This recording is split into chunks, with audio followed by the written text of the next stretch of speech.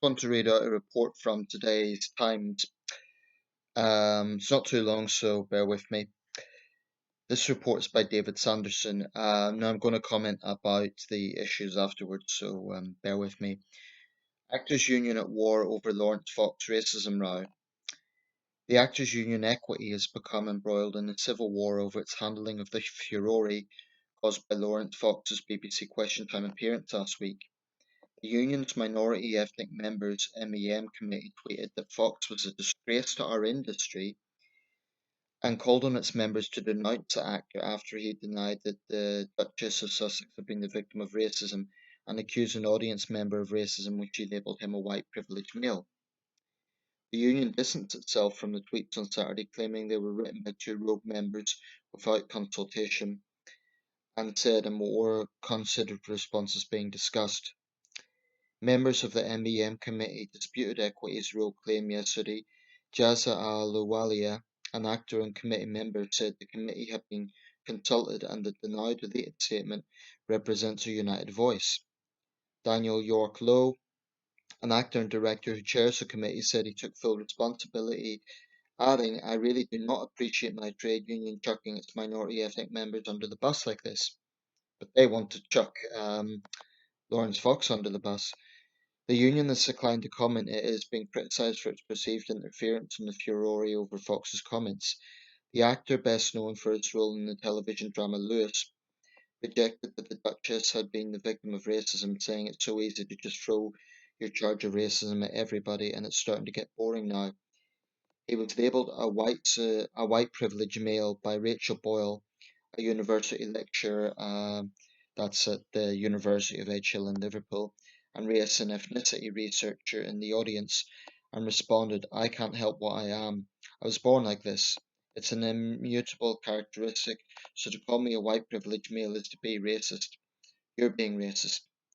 Fox said the original equity denouncement should have been put to a vote, adding, "Equity has been systematically letting down actors for years. I don't think they're a very good union." Right. Leaving aside this discrepancy within Equity itself, I think it's notable. I looked at Equity today, and they have no sort of public statement on this, which is a bit strange. Because I would have thought if this was, as they say, just two sort of rogue members taking it on their own accord, they would have put out a public statement to clarify this on their Facebook page, because social media is one of the main tools for PR these days. This actually taps into a much bigger problem.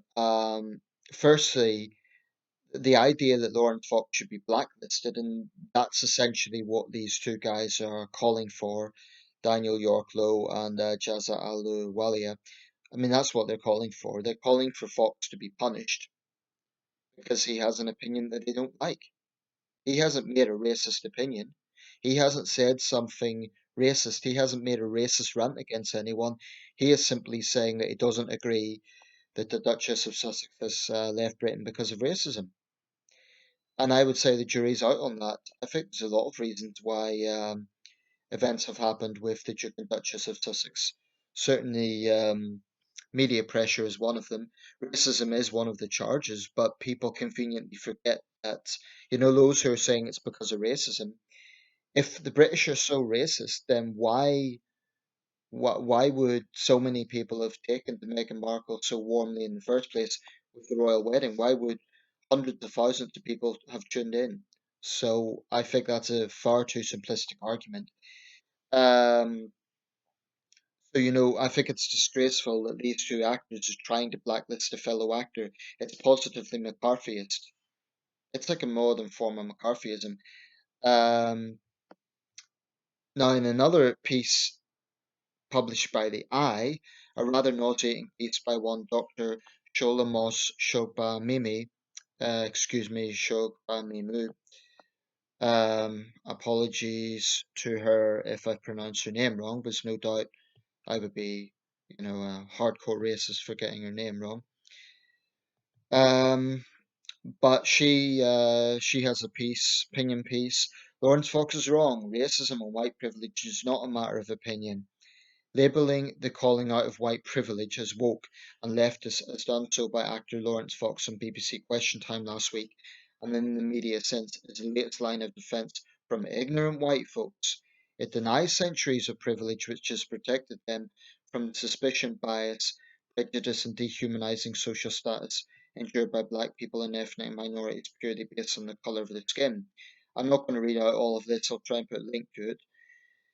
But basically, it's an incredibly patronizing piece. Apparently, she had a heated debate on this morning when she responded to Philip Schofield's question on this morning. What examples do you have of racism against Meghan Markle?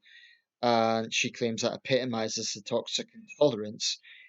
What I would say is truly toxic is these race baiters who are trying to shame the entire white race and trying to make minority people feel like they're perpetual victims. I'm not going to read out the whole thing. I'll put a link so you can judge for yourself. But this is how patronizing she is. To defensive white folks, I say it's time to be humble. Listen, empathize, and accept that the tide is turning, and the lived experience of racism by black people and ethnic minorities can educate you on the racism perpetuated against us. How incredibly patronizing. To black people and ethnic minorities, I say now is not the time to be suffering in silence or to be afraid to be labelled as racist, trouble, and so on. What is one more label to the pile of derogatory words against us? Speak up, and if you can't, then please stay out of the way of those who can. This is just typical totalitarian, regressive left nonsense. Um, let's be clear again. Laurence Fox wasn't making some sort of racist white supremacist rant. He is simply insisting that he should not be shamed for something that he has no choice over. I get it. There was a history of institutional white racism. I'm not ignorant to that. And it wasn't that far back. So, for example, there were signs in Birmingham in the 70s that said no blacks and no Irish. So I am not saying that there is a perfect history here. But today in Britain, we do have strict anti discrimination laws. So someone cannot be discriminated in the workplace on grounds of race. It's illegal. Um, but even if you go down the lines of saying, well, there are a lot of areas where black people disproportionately suffer. Okay, let's tackle those things. But if she thinks that collective white shaming is going to be the answer, all that's going to do is polarize white people who are empathetic. And she fails to realize that her completely condescending, patronizing overtones in that opinion piece are downright insulting. Um, but I would suggest that actually, far from minority people being branded racist, it's that smear is uniquely leveled at white people. Sure, black and South Asian people and East Asian people might be called racist, but it doesn't have the same sort of weight as when white people are branded that way. Why? Because white people are perceived to be, princes and princesses of privilege. Now, the term itself is problematic. She claims in her very arrogant opinion piece that she's not talking about privilege in a financial sense. And she even says, "Oh, you can talk about white people on benefits, white people in single states, etc., etc." And she's just dismissing that. She's saying it doesn't really mean anything because it's. I mean, I must be honest, it pissed me right off reading that earlier. And she's not the only so-called academic with that sort of mindset. Um, I mean, put it this way: 100 years ago, just over 100 years ago, young white man in the northeast of England, his generation after generation of men in his family would have went down the coal mines, right? Dark, dangerous work. Then he'd be called up to go to the trenches in the Great War. Very, very high casualty rates. You cannot tell me that was a life of privilege. This term privilege is incredibly inflammatory. Um, and I would argue that in today's context, it is a flawed argument because we do have strong anti-discrimination laws. I think this might have been valid in the past where there was active discrimination against minority people, and there was. I get that.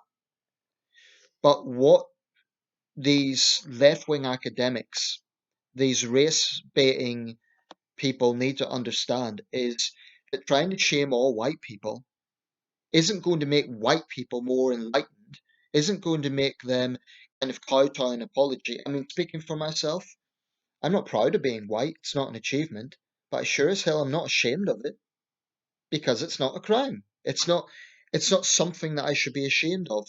I recognize, for example, the evils of the transatlantic slave trade. I recognize that this country benefited from that. I recognize that there has been institutional white led racism. I get that. But that does not mean that there is not discrepancies among white people. It doesn't mean that every white person is privileged and every minority person is downtrodden. I mean, I would suggest that a black actor in London possibly has a higher chance of getting a role than a white working class actor from Barrow-in-Furness or Sunderland or any other northern um, place you could name. Um, so I really think that these threats to blacklist Laurence Fox is positively McCarthyite, and it actually demonstrates a deeper problem, which is the insufferable intolerance of so-called liberals and so-called progressives, and they do this unchallenged. I mean, if white people have all the privilege, why is it that a black person can have a book published literally saying why I no longer speak to white people about race, and she can be lauded by white liberals as provocative, as a radical, as a maverick. You know, you have a white writer, right, who would publish a book with a similar title, Why I Don't Talk to Black People About Race. They would absolutely be denounced as a white supremacist. Why is it that ethnic minority race baiters get a free pass? Fox had also spoken about the fact that when we talk about grooming gangs, one of the major issues there is that there is a fear of racism in terms of these issues being reported. And this is a very serious problem. It's been reported in towns across the country. And yet there is still people on the regressive left that say if you talk about the specific problem of British Pakistani grooming gangs, then it's dog whistle politics. It's far right. It's racism. Even though it is not the same as saying all British Pakistani men are involved. It's not the same as that at all. But it just once again demonstrates that there is this unique censorship put on white people.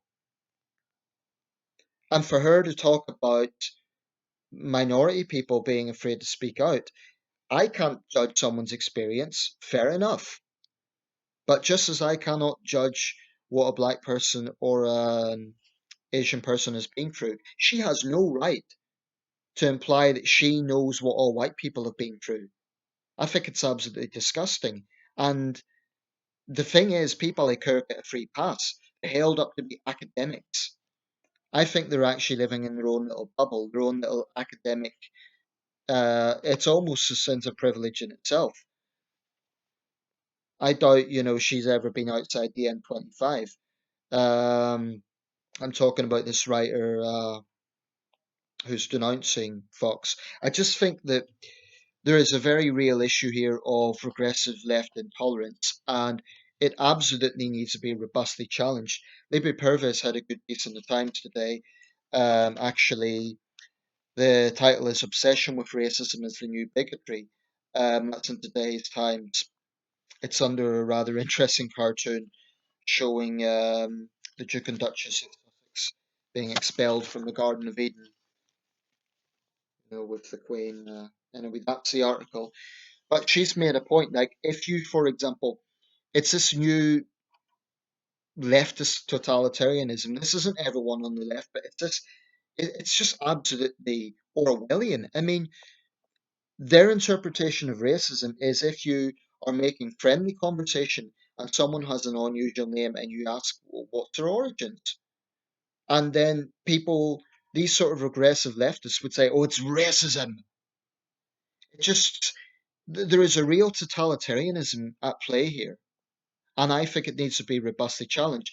Interestingly, Lawrence Fox's seems to have gained more fans from this, and he's gained a lot of support, I'm pleased to say, because he has done absolutely nothing wrong. All he has done is state an opinion, and it wasn't a racist opinion. And all he done was defend himself from a racist academic who is trying to use his ethnicity against him in a way that would not be tolerated for anyone else. Imagine a white man saying to a minority woman, "Oh, you're a brown woman. You cannot have this opinion." It is unless we have consistency with these things, unfortunately, racial tensions will just continue. And I'm sick and tired of these totalitarian, censorious academics and other people, particularly in the entertainment industry, ironically. I mean, these two actors are demonstrating that they're trying to blacklist a fellow actor for no other reason than they disagree with his opinion. That's what it comes down to. And I think that is sinister. I really do. It's kind of the 21st century, the 2020s British equivalent of what 1950s America saw, even center left people accused of being communists. We're now saying anyone who doesn't conform to woke thinking being labeled a racist, being labeled far right, being labeled, you can have a man who had some minor dalliance with a woman 20 years ago. It's now being denounced as a dangerous predator. There is a really serious thing going on here, and it's Orwellian. And it's kind of this cult whereby these progressive leftists, these woke bullies, just it's one thing disagreeing with people. I get that you can have passionate disagreements, you can dislike people, you can have arguments.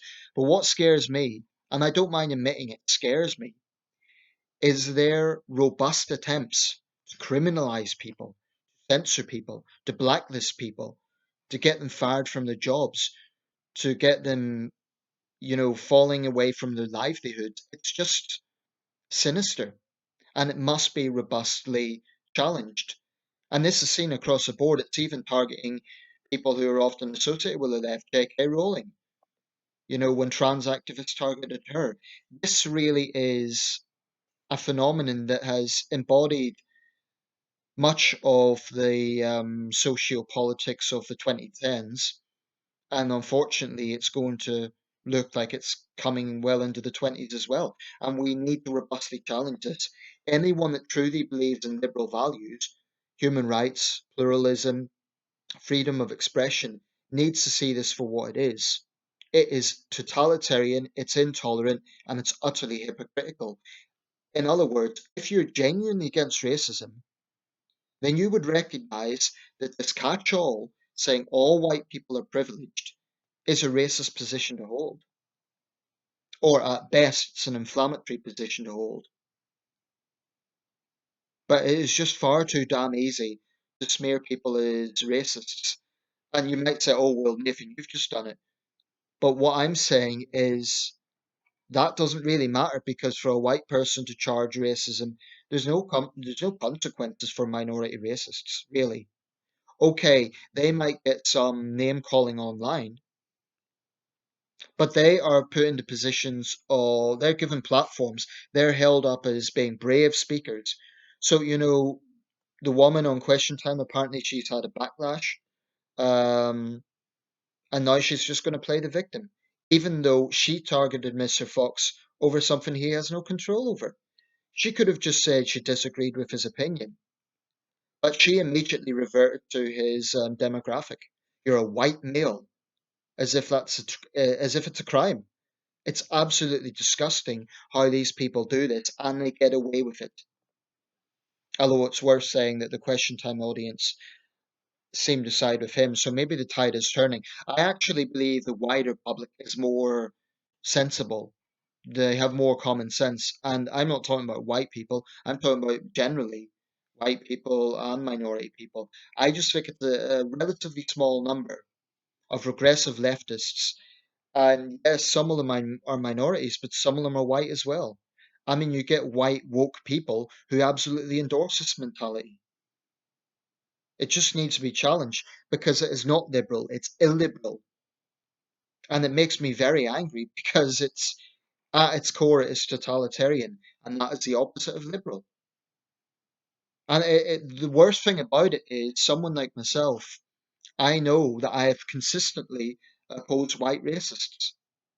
But what this sort of mentality does is polarize people because that book I mentioned, Why I No Longer Speak to White People About Race, by Rennie Edo Lodge, that is just an absolute exposition because that is saying even if you agree with me, even if you're a white person and you share my politics, I'm not talking to you because you're white. So it's a catch-all. What I'm saying is it seems perfectly okay to generalize all white people. That's not racist. But if there's even an indication of talking about a problem such as Pakistani grooming gangs, oh, well, that's racist. Even though we're not saying all British Pakistani men are involved, it's just recognizing a particular problem. I've no problem with minority people saying, look, there was a history of white institutions involved in racist behavior. What I am saying, though, is the situation is very different today. I'm not saying it's perfect. I'm not saying there is no racism out there. Not at all. That's not what I'm saying. What I'm saying is it is wrong to suggest that all white people have privilege.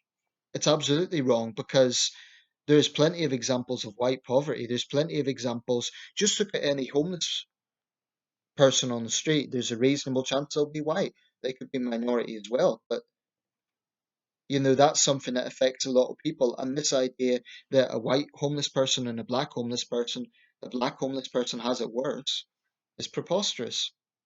So these regressives really need to be challenged.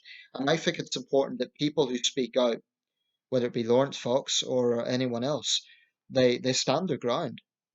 Because the only way these bullies won't back down, these woke regressives are absolutely, and you might say, oh, but Nathan, you're calling them names. That's of no consequence. I'm not threatening legal action against them. I'm not saying they should be censored or they should be arrested for what they're doing.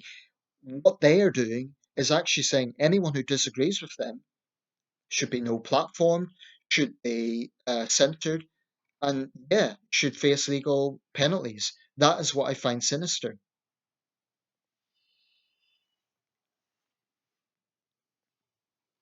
And it's just it's unfortunately a very powerful thing.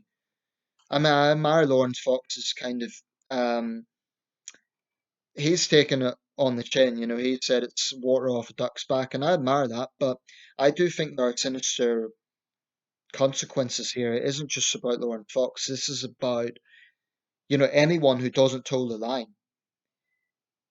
He was asked in an interview on the Spike publication, could it be that there are people in the industry who are afraid to speak out in case they get a backlash, in case they're blacklisted? And he suggested it's endemic in the industry. So that's very sad. It's very sad that people cannot be candid in their opinions because they might well find themselves blacklisted. I think that's wrong. If you disagree with someone's point of view, challenge them, debate them. That's the adult way to go about things.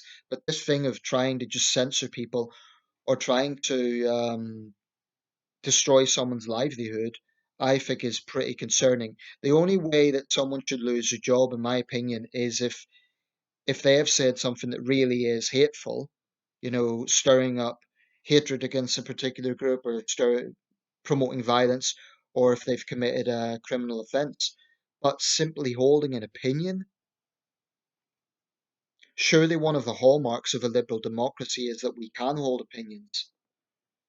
But the way things are going, these woke bullies are trying to silence everyone else. And it's pretty rife within our universities, and that is concerning because universities are meant to be institutions for learning and education and gaining knowledge and sharing knowledge and debating, but they're basically being turned into left wing madrasas. Um, Actually, I didn't make that up, by the way. I saw someone describe it that way in The Spectator, and I think it's a good way to describe it. Anyway, I'll leave it there. Let me know your thoughts, but I think this is a case of the public versus actually a relatively minor and small but very influential group of activists and a lobby that is quite powerful. It's not a single body, but it's powerful, and it's a very dangerous ideology because at its core it is totalitarian. Let me know your thoughts.